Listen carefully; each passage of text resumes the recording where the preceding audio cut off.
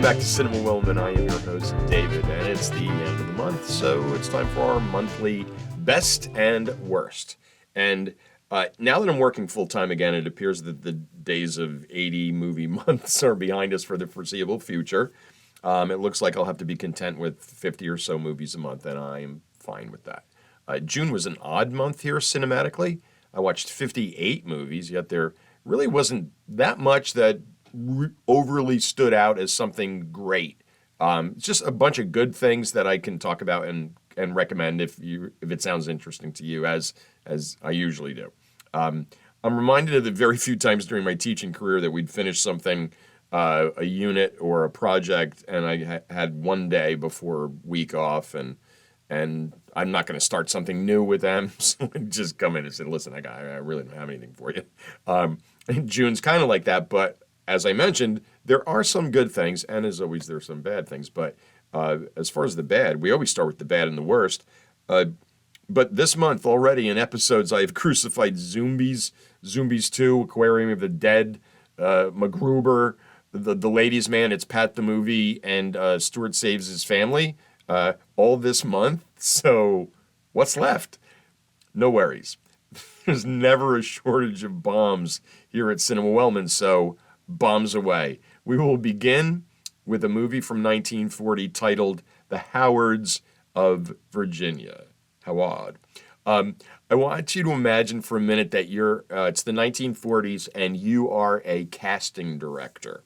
And your job is to find an actor working at the time who can fit this character's description. You're looking for an unsophisticated, rustic farmer and surveyor.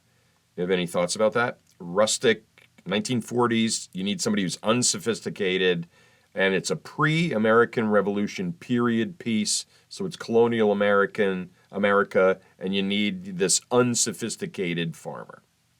Who do you got? Jimmy Stewart? Jimmy Stewart, he play a farmer. He could play unsophisticated. Yeah, he did that. John Wayne, Clark Gable? Sure, but neither of them could act. Bill Holden? You get it. Okay, so you get the point. So, the producers of The Howards of Virginia chose Carey Grant for the part of the unsophisticated rustic farmer. Carey Grant, unsophisticated. Carey Grant, rustic. And the fact that he's English bothered me more than it should have. I realized that half of the colonists at the time were English, but they weren't Carey Grant English. On top of all this, the movie is flat out boring. It's terrible, and it rightfully earned Grant some of the worst reviews of his almost 40-year acting career. I would have steered clear of this if it wasn't nominated for both Best Sound and Best Music Oscars. How about the Best Sophisticated English Gentleman Playing a Farmer Oscar? Speaking of movies that I would have steered clear of, we have 1998's Buster. Some singers can act.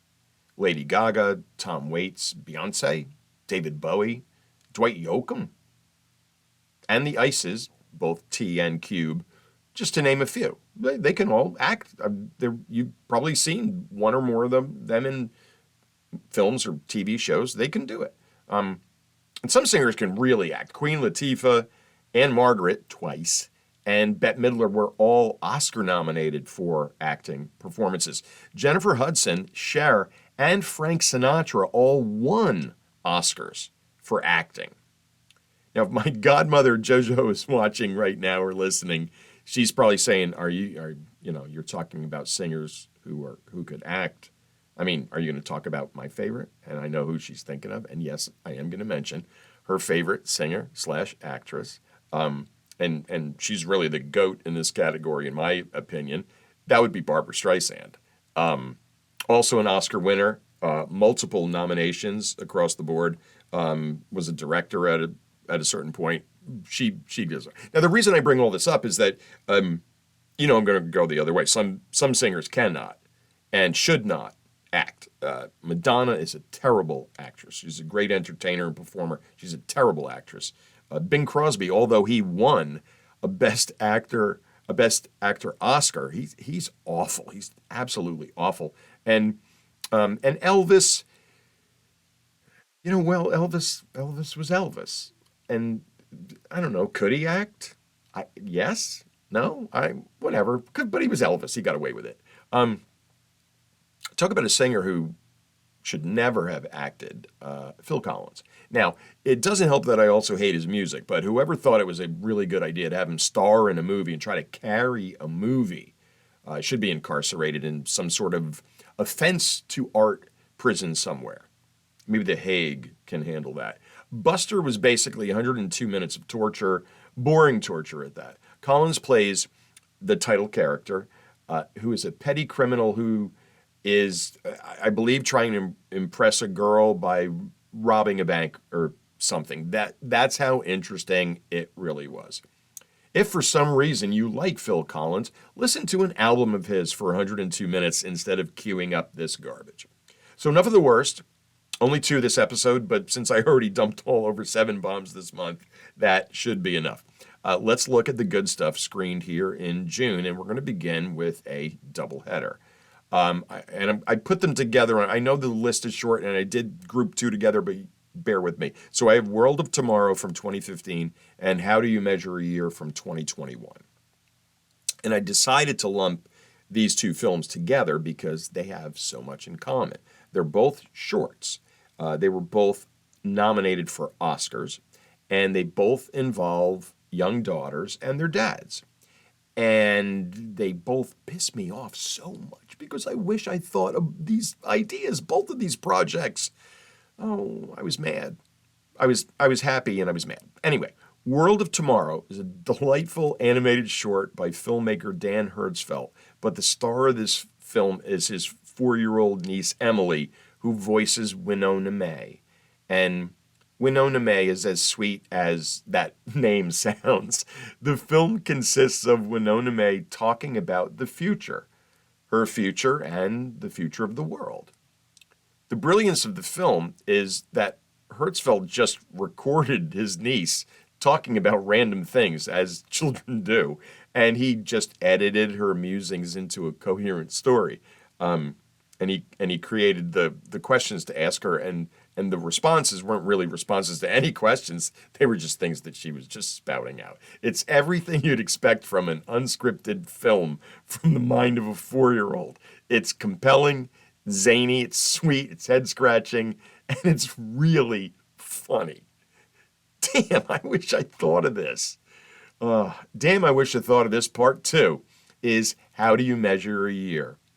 In this short documentary of film, a man named Jay Rosenblatt came up with a series of questions for his then 2-year-old daughter, Ella.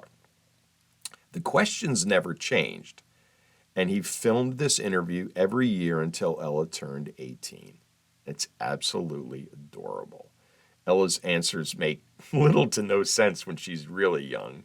One of the questions is about power, and Ella has no idea what the word means.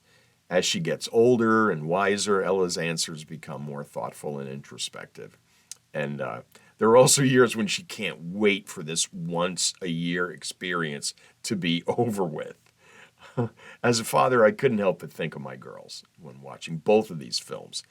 I used to think that old adage, "Oh, they grow up so fast." I used to think that was bullshit. I am here to tell you that is some serious shit, because it's so true. I'm so proud of my girls and the strong, independent women that they've become. These movies made me think about how fortunate I am to be their father and how happy I am to have such wonderful women in my life. And it also made me think about how pissed off I was that I didn't think of either of these ideas, and I should have.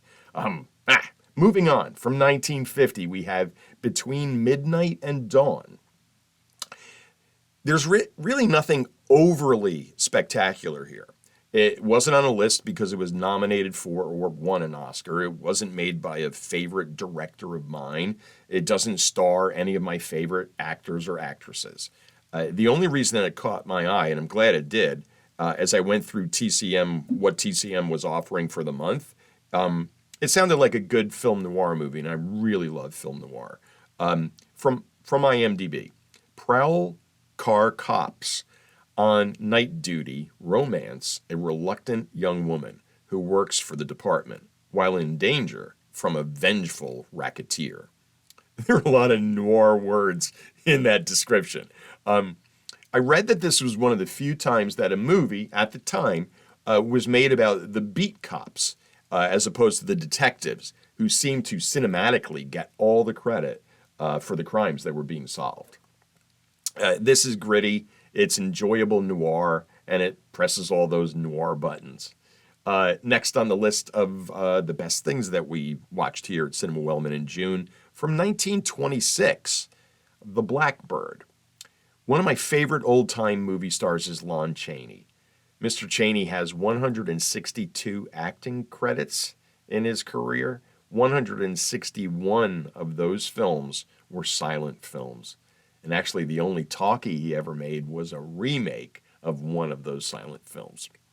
Lon Chaney was the star of the film He Who Gets Slapped. And if you're a regular here at Cinema Wellman, you might remember that that is the silent film about a circus clown who gets slapped for entertainment. And that's the film that I made my own soundtrack to, and it was all Tool music. It's good stuff. I still have, I'm going to cue that up soon.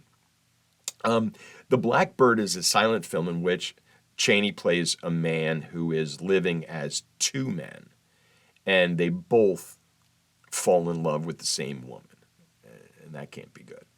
The Blackbird was directed by Todd Freaks Browning. So this is kind of a three-part recommendation. First of all, see anything you can directed by Todd Browning. See anything you can starring Lon Chaney. And also, don't be afraid of silent films. There are some tremendous ones out there that are definitely worth a look. Which leaves us with the best film screened in June here at Cinema Wellman. It's from 1952, and it's Rancho Notorious.